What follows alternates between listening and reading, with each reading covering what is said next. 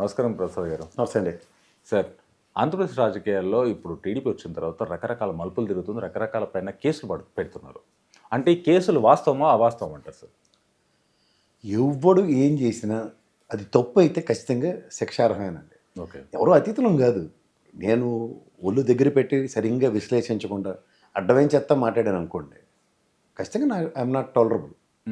నన్ను ఎవరు టాలరేట్ చేయవలసిన నెసిటీ లేదు. కానీ ఇక్కడ ప్రాబ్లం వల్ల ఏమవుతుందంటే, సే ఫర్ ఇన్స్టెంట్ మీకు తెలుగుదేశం ఇష్టం అవ్వచ్చు, అతనికి జనసేన ఇష్టం ఉండొచ్చు, నాకు ఇంకోటి ఏదో ఇష్టం ఉండొచ్చు, లేకపోతే బీజేపీ అంటే నాకు నిజంగా నచ్చదు. బేస్ లైన్స్ అనేవి చాలా ఇంపార్టెంట్ ఉంటాయి. ఇప్పుడు నాకు యాజ్ లాంగ్ యాజ్ తెలుగుదేశం అనే పార్టీ ఇండివిజువల్గా ఒక ఫైటింగ్ స్పిరిట్తో పనిచేసినంతగానో నాకు కనిపించి నేను చూసే దృక్పథం వేరేగా ఉంటుంది. ఎందుకంటే ద ప్రైడ్ ఆఫ్ ఆంధ్రప్రదేశ్ అన్నది ఎప్పుడు ఎలా ఉంటుందంటే, ఎస్ మనం రాష్ట్రం నుంచి దేశ రాజకీయాలు శాసించే అంత స్థాయి ఉండేది. అది ఈవెన్ రాజశేఖర రెడ్డి గారి టైంలో కాంగ్రెస్ అవనివ్వండి, లేదంటే ఇందిరాగాంధీ గారి ఆయనలో ఉన్న అతిరథ మహారథులు కాంగ్రెస్ నాయకులు ఎవరైనా సరే, రాష్ట్రం నుంచి అవుట్ ఆఫ్ ద బాక్స్ రాజకీయాలు చేయడం ఆంధ్రప్రదేశ్కి పెట్టింది పేరు. అవును. సో ఇంత చరిత్ర కలిగిన ఆంధ్రప్రదేశ్ నుంచి మనం ఆలోచించే విధానం ఎలా ఉండాలంటే, ఇవాళ ఒక పార్టీ ఏ విధంగా అలైన్ అయి ఉంది, ఏ విధంగా ముందుకెళ్తుందో చూస్తున్నప్పుడు రాజకీయాల మీద ప్యాషన్తో నేను చేస్తుంటాను. ఈ పని అంతా నేను ఉత్తర నాకు ఒళ్ళు పోయే కాలానికి మాత్రమే ఈ పనులు చేస్తుంటాను. నేను డైరెక్ట్ చెప్తున్నాను సార్. సో దీంట్లో నాకు ఒక ప్రాస్పెక్టివ్ డ్రైవ్ అవతల వాళ్ళ దగ్గర కనబడలేదు అనుకోండి, అధికారమే పరమావధి కాబట్టి నేను ఈల్డ్ అయిపోతాను, ఎవరితోనైనా కాంప్రమైజ్ అయిపోతాను అన్న యాటిట్యూడ్ నాకు ఉండదు. సో అప్పుడు ఏమవుతుందంటే, కొంత అవుట్ ఆఫ్ ద బాక్స్ ఎవడు ఇండిపెండెంట్గా ఉన్నాడు అన్న మీద కొంచెం ఫోకస్ ఎక్కువ ఉంటుంది. నేను ఇంకోటి చెప్తున్నా, నా విశ్లేషణ మీరు కనుక ఎవరైనా గమనించి ఉంటే, మొదట్లో నేను ఏదో తెలుగుదేశంకి ఎడ్జ్ ఇచ్చినట్టు ఉండేది, తర్వాత చూస్తే ఇప్పుడు నేను వైఎస్ఆర్సీపీకి ఎడ్జ్ ఇస్తున్నట్టుగా మాట్లాడుతున్నాడు. కానీ అవి రాష్ట్రంలో అప్పుడున్న సర్కమ్స్టాన్సెస్లో ఎవరు ఎలా పనిచేశారన్న దాని మీద విశ్లేషణ. ఓకే, మీకు అర్థమవుతుంది సార్? అర్థమైంది. సో ఈ ఈ వైఎస్ రాజశేఖర రెడ్డి గారి ప్రభుత్వం తర్వాత తెలుగుదేశం కూటమితో వచ్చిన రాష్ట్ర విభజనలో వచ్చిన మొదటి ప్రభుత్వం వెసెస్ అగైన్ వైఎస్ రాజశేఖర రెడ్డి గారి అబ్బాయి జగన్మోహన్ రెడ్డి గారు ఇండిపెండెంట్గా ఒక రీజనల్ పార్టీతో ముందుకెళ్ళిన విధానం చూస్తే, ఈ గత 5 సంవత్సరాల్లో ఏ ప్రభుత్వం అయితే వైఎస్ఆర్సీపీ ప్రభుత్వం చేసిందో చరిత్రలో ఆవిడ చేయలే. నేను చెప్తున్నా, 75 సంవత్సరాలు ఈ భారత స్వతంత్రంలో ఒక రీజనల్ పార్టీ ఆ విధంగా రాష్ట్రాన్ని పరిరక్షించిందని ఒక్కళ్ళు చూపించుకోనండి. నేను ఎందుకు చెప్తున్నానంటే, ఎడ్యుకేషన్ రిఫార్మ్స్, ఓకే, ఎడ్యుకేషన్ సిస్టమ్స్లో ఒక పెను మార్పులు తీసుకురాగలిగారు. నేను అదే ఎలిమెంటరీ స్కూల్లో చదివి వచ్చినానండి. I know what sort of infrastructure we use to have it. అవును సార్. అప్పుడు ఉన్న కాలంలో టీచర్స్ ఎబిలిటీస్ నా భూతం నా భవిష్యత్, అంత గొప్ప మాస్టర్లు ఉన్నప్పుడు ఇన్ఫ్రాస్ట్రక్చర్ ఉండేది కాదు. రైట్. తర్వాత ఇన్ఫ్రాస్ట్రక్చర్ అండ్ మాస్టర్స్ వచ్చిన తర్వాత కూడా ఆ బ్యాలెన్స్ ఆఫ్ యాక్ట్ ఉండేది కాదు. తదనంతర పరిణామాల్లో అంత ప్రైవేటైజేషన్ అన్న దగ్గర విద్యా వ్యవస్థ కూడా ప్రైవేటైజేషన్ అన్నప్పుడు ఈ సిన్హా కమిటీల గురించి తెగ చెప్తారండి. ఒక ఎడ్యుకేషన్ రిఫార్మ్స్ ఆవిడ 10 లక్షల మందిని స్కూల్ బాట పట్టించింది, షీఈ్ అ రిఫార్మర్ అని, అంటే బాల కార్మికుల నుంచి. మరి అలాంటిది ఒక 26 లక్షల పైచిలకు పిల్లల్ని బడిబాట పట్టించిన గత ప్రభుత్వం అధినేత జగన్మోహన్ రెడ్డిని ఎందుకు మనం మాట్లాడకూడదండి? ఇప్పుడు బాల కార్మిక వ్యవస్థ కానీ లేదంటే ఇలాంటి వ్యవస్థల్ని రూపుమాపడానికి ఒక్కొక్కడు ఒక టార్చ్ బ్యారర్లా పనిచేస్తాడు. So in the same scenario అవి చూసినప్పుడు అడాప్టబిలిటీ ఎలా ఉంటుందంటే, అరే వాట్ ఈస్ హ్యాపెనింగ్? ఇన్నాళ్ళు ఎవడో రాజకీయ నాయకులు తల్ల కాంట్రాక్ట్ చేసాడు, ఇది చేసాడు, ఓ దళారు వ్యవస్థ ఎక్కడ లేదు. ఈవెన్ రెవెన్యూ పరమైన వ్యవస్థను తీసుకున్నా, లేదంటే మున్సిపల్ శాఖలో పనిచేస్తున్న విధానాలు కనుక మీరు చూస్తే, ఎక్కడైనా సరే మీరు డెత్ సర్టిఫికేట్కి లేదా బర్త్ సర్టిఫికేట్కి దళారులకు ఇచ్చుకుని చచ్చే జీవితమే కదా మంది. ఆ మొనటమి బ్రేక్ అయిందా లేదా? అండ్ మోర్ ఓవర్ ప్రజాస్వామ్యంలో the first ever time services at your door steps. సరే, ఇప్పుడు ఇది జనాలకి ఇన్ కేస్ అనకూడదు, బిచ్చం వేసినట్టుగా ఈ చిన్న చిన్న వాటిని వేసి వెనకాల నుంచి కొండలు కొట్టేశాడని చెప్పేసి ఇప్పుడు వస్తున్నాయి. ఎగ్జాంపుల్, అమెరికాలో అయిన కేసు గురించి కానీ, వాళ్ళు ఛార్జ్షీట్లో ఫైల్ చేసిన దాని గురించి కానీ, సోలార్ సిస్టమ్ దానిపైన ఎన్ని కోట్లు జగన్మోహన్ రెడ్డి గారు లంచంగా తీసుకున్నారని అమెరికా నుంచి వాళ్ళే ఛార్జ్షీట్లో క్లియర్ కట్గా మెన్షన్ చేయడం జరిగింది. మరి దీనిపైన ఏమంటారు? జనాలకు ఇది చూపించి వెనకాల నుంచి కోట్లు లొకేషన్ మాట వస్తుంది కదా. అందుకే సార్ మనం కొన్ని బోగోనీ ఛానళ్ళు ఉంటాయి, కొన్ని తెపెలగాళ్ళు ఉంటారు, వాళ్ళు ఏంటంటే యాంకర్లు అంటారు. ఇప్పుడు మీరు అనుకోండి, ప్యానల్ దగ్గరించి జర్నలిజం కింద మీదపడి చదివి జర్నలిస్ట్ విలువలు పరిరక్షించడానికి ఒక ఉద్యమంలో పనులు చేస్తుంటారు. ఎందుకంటే మీది కావాలంటే చూడండి, రీచ్ ఇలాగే ఉంటుంది, చిన్న ఇంతే ఉంటుంది, ఇంత ఉండదు, పెద్ద ఉండదు, బోగోనీలాగా ఎంత ఉండదు. కానీ వాడి దగ్గర బోగోనీలాగా ఎంత ఉండి వార్త 1/4 కేజీ ఉంటుంది. కానీ మీ దగ్గర వార్త ఎంత ఉండి మీ దగ్గర ఉన్నది చిన్న మూకుడు ఉంటుంది. ఎందుకంటే నిజమైన జర్నలిస్ట్ ఎప్పుడైనా సరే ఇహపరాలు ఆలోచించకుండా ఉచ్చం నీచం ఆలోచించకుండా డైలీ సీరియల్ స్క్రిప్ట్లు రాయడు. అర్థమవుతుంది. సో జర్నలిజాన్ని పరిరక్షించడానికి కొంతమంది మాత్రమే తాపత్రయపడుతున్న రోజుల్లో ఇవాళ నిజమైన ఎఫ్ఐఆర్, నిజమైన ఛార్జ్ షీట్లు అక్కడ ఏమున్నాయో ఒకసారి చదవగలిగితే మనకు తెలిసి ఇవాళ నాకు తెలిసి ముహుల్ రోగికి ఇలాంటి వాళ్ళు సుప్రీంకోర్టులో వేళ్ల మీద లెక్క పెట్టి ఒక 10 మంది లాయర్లలో ఒక 2-3 ఉన్నారు. 2-3 మాట్లాడుతున్న మాటలు ఒకసారి తీసుకోగలిగితే పరిగణనలోకి. ఓకే. అంటే దగ్గర సో మెనీ సర్కమ్స్టాన్సెస్ గత ప్రభుత్వం తరఫున కానీ ఇప్పుడున్న ప్రభుత్వం తరఫున కానీ గత ప్రభుత్వాల్లో కూడా ముహుల్ రోహిత్గిది అనే వ్యక్తి ఆ రాష్ట్రాలని దేశాల కోసం పోరాటాలు చేసిన న్యాయ వ్యవస్థ కోసం కేసులు వాదించిన వాళ్ళకని చెప్తాను నేను. అలాంటి వాళ్ళకన్నా నాకైతే పెద్ద పరిధి కాదు, నేను ఇలా చదువుకున్నవాడుగా. బట్ నేను ఎక్కడా కూడా the contradiction which was taken place between US కోర్టులో నుంచి అండ్ అదానీ గ్రూప్స్ మీద ఇట్ ఏ కాంటెంపరీ రైవలరీ.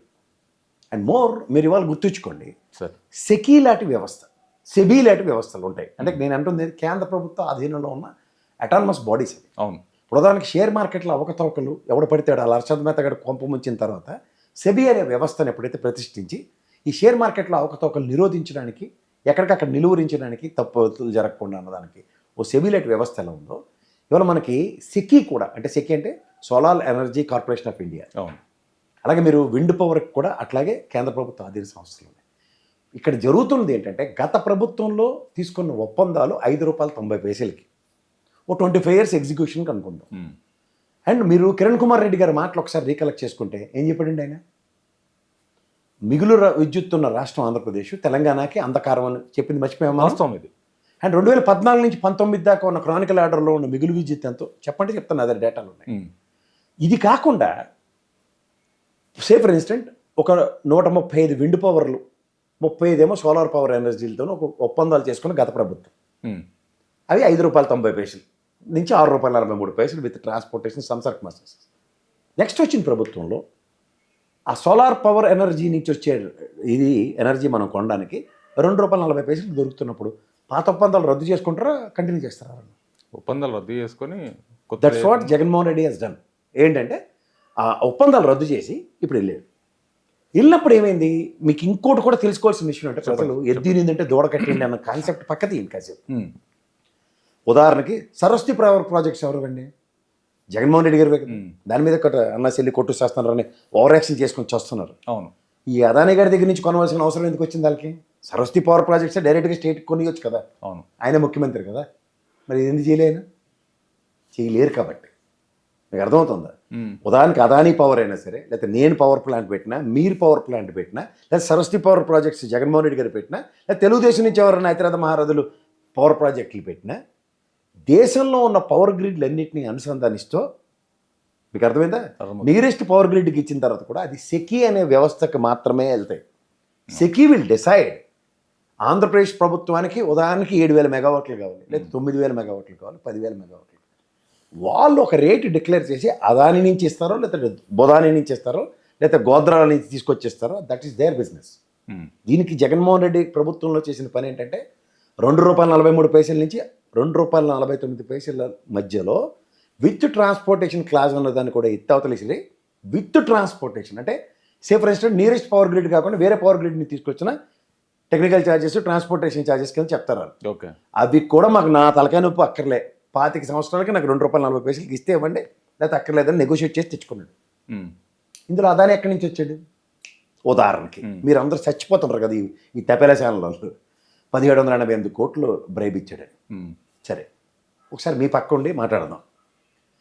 నాకు తెలిసి తమిళనాడుతో ఒప్పందం జరిగింది, ఒరిస్సాతో ఒప్పందం జరిగింది, ఛత్తీస్గఢ్తో జరిగింది, ఆంధ్రప్రదేశ్తో జరిగింది, జమ్మూ కాశ్మీర్తో కూడా జరిగింది. ఈ ఒక్కసారి చూద్దాం. నవీన్ పట్నాయక్ గారు మారిపోయి బీజేపీ ప్రభుత్వం వచ్చింది. ఇక్కడ డిఎంకే కంటిన్యూ అయిపోతుంది తమిళనాడులో. ఇక్కడ ఛత్తీస్గఢ్లో కాంగ్రెస్ మారి బీజేపీ వచ్చింది. ఇంకోటి ఏంటండి, కాశ్మీర్, ఆంధ్రప్రదేశ్లో వైఎస్ఆర్సీపీ మారి తెలుగుదేశం కూటమి, ఎన్డీఏ కూటమి వచ్చింది. ఇప్పుడు ఎక్కడెక్కడైతే ఎన్డీఏ కూటమిలో గోపెట్లలో ఉన్నాయో టక్కన మాట సిరియాలి. ఓకే. అందులో దాంట్లో ఆడమైన ఒకటోడు వైఎస్ జగన్మోహన్ రెడ్డి. ఇది ఒక్కసారి ఇలా పట్టుకుందాం. ఈ జమ్మూ కాశ్మీర్ మాట కొద్దాం. మరి అక్కడ ఏదో ఆర్టికల్ 356 రద్దు చేసేసి ప్రాణాలకు తెగించి మీరు అతిరేత మహారాజులు అని చెప్పి ఎప్పుడు రాబోయే ఎలక్షన్లు పెట్టారు? మొన్నే కదా. అప్పటిదాకా ఉన్న గవర్నమెంట్ ఎవరిది? ప్రెసిడెంట్ రూల్లో ఉంది. అంటే అదాని గడి బ్రైబులు ఇస్తాడు అనుకుంటే భారత రాష్ట్రపతి గారికి కానీ లేదా గౌరవ ప్రధానమంత్రి గారికి కానీ వీళ్ళిద్దరికి బ్రైబులు ఇచ్చాడా? అర్థమవుతుంది మీకు?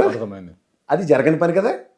అదాని అయితే జమ్మూ కాశ్మీర్ రాష్ట్రానికి పవర్ ఇస్తాడు కానీ ఒప్పందాలు ఉంటాయి కానీ అమెరికా కోర్టులో చెప్పారు కానీ బ్రైబ్ ఉండదట. ఇక్కడ ఒరిస్సాలో నవీన్ పట్నాయక్, బిజు పట్నాయక్, నవీన్ పట్నాయక్ ఇప్పుడు ఉన్నదండి కదా మనకెందుకు. అక్కడ ఛత్తీస్గఢ్కి వచ్చారు కదా అలా కాంగ్రెస్ బీజేపీ కదా అలా ప్రతి దాంట్లో దాట వేసుకుంటూ వచ్చి ఆడుమైన ఒకటి జగన్మోహన్ రెడ్డి మీద భారం వేసేస్తే లేకపోతే ఆయన నెత్తికేసేస్తే ఆ తెప్పలేవో ఆయన పడతాడు. కానీ దాంట్లో ఇంకా చెప్పండి. ఇక్కడ మీకు ఇందులో జరిగింది ఏంటి? గత ప్రభుత్వంలో ఒప్పందాలు రద్దు చేసిన జగన్మోహన్ రెడ్డి అప్పుడే కదా పీయూష్ గోయల్ ఎగేసుకుని మరీ వచ్చాడు. ఏంటి ఇంత ఒప్పందాలు ఇంటర్నేషనల్ దెబ్బతినేస్తే దౌత్యాలు తోటకూర కదా. మరి అయినా సరే ఒప్పందాలు రద్దు అయ్యాయి కదా. మరి ఇప్పుడు ఎంత తక్కువకి ఎందుకు ఉన్నాం? అవుట్ డేర్ యూ అని చెప్పి ఒప్పందాలు రద్దు చేసి మళ్ళీ ₹5.90 తెమ్మనండి. ఒకసారి ఒప్పందాలు అయిన తర్వాత మళ్ళీ ఇట్లా ఆ ఒప్పందాలు క్యాన్సిల్ అవ్వచ్చు కదా. మరి ఈ ఒప్పందాలు తక్కువ రేటుకు కొంటామని క్యాన్సిల్ చేయమనండి. తక్కువ రేటు కొన్నాడు కాబట్టి ఎందుకు క్యాన్సిల్ చేస్తారు? ఇప్పుడు ఇంకొక ఇందులో సర్ప్రైజ్ చెప్పనా మీకు? చెప్పండి. ఇక్కడ ఉదాహరణకు ఛత్తీస్గఢ్లో కాంగ్రెస్ ఉంది కదా. ఎవడైనా జాతీయ స్థాయిలో కాంగ్రెస్ వాడు మాట్లాడిన మాట విన్నారా? మీరు విన్నారా? ఈ తలాతోక లేని షర్మిలమ్మ మాట్లాడడం తప్ప ఏడు తెలిసిన మాట్లాడుతుంది. కామెడీ షో అది. 1788 కోట్లు లంచం జగన్మోహన్ రెడ్డి గారికి ఇచ్చారట. మరి నా వాటా నాకైతే వాటాలు రాలేదు అంటే వాటాలు ఇస్తే ఇష్టమేనా? అంటే నేను తలాతోక లేదు ఎద్దినిందంటే దూడకట్టేయండి అన్న బ్యాచ్లో కాంగ్రెస్ పరంగా అన్న దగ్గర వీళ్ళకి అనుగుణంగా ఉన్న షర్మిలమ్మ గారితో మాట్లాడించి దేశంలో మిగిలిన దగ్గర అంతా గోపెట్ల ఎన్డీఏ కూటమిలో ఉండగానే మాట మంతి లేకుండా ఇది ఒక బ్లేమ్. అదాని అనే వ్యక్తి ఒక పెద్ద అదాని అంటే ప్రధానే కదా.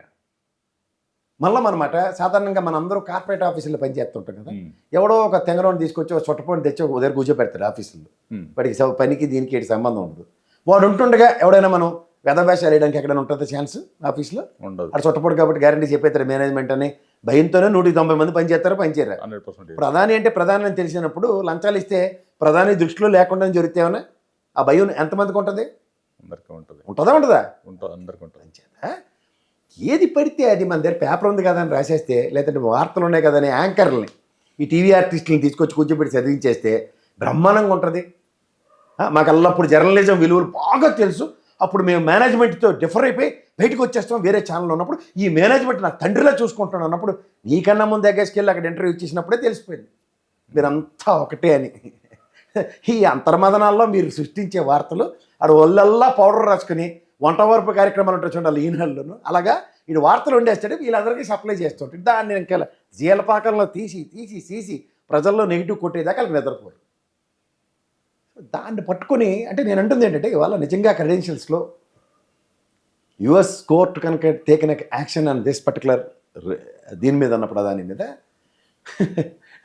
అదాని ఏమో సత్యశీలుడిగా చిన్నప్పటి నుంచి మన మోసం చేస్తూనే ఉన్నాడు.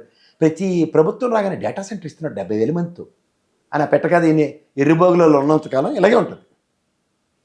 వీటిని దృష్టిలో పెట్టుకొని solar energy corporation of India ఎవడి జేబులో ఉందో ఎవడు తొత్తో వాడు త్రూగానే లంచాలు డిసైడ్ అవుతున్నాయా అన్నది కాన్సెప్ట్ కనుక డ్రైవ్ చేస్తే నాకే అభ్యంతరలే.